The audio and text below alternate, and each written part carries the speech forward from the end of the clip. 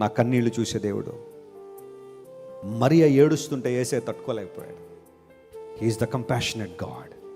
నీ ఏడుపును చూసి చాలామంది నవ్వుకోవచ్చేమో, నీ ఏడుపును చూసి సంబరాలు చేసుకునే వాళ్ళు చాలామంది ఉంటారేమో, నువ్వు ఏడుస్తుంటే నువ్వు ఎప్పుడు ఏడుస్తూనే ఉంటావని నిందించేవాళ్ళు ఉంటారేమో.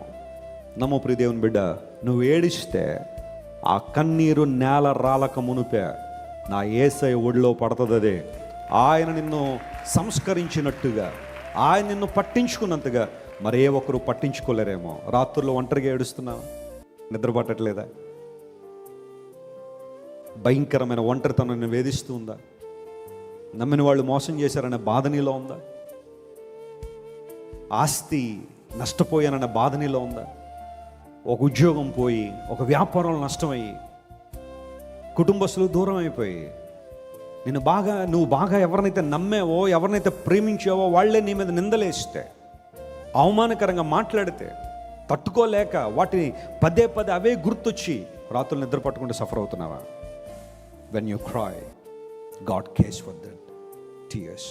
నువ్వు ఏడిస్తే ఆ కన్నీళ్ళు దేవుడు తుడిచే దేవుడే.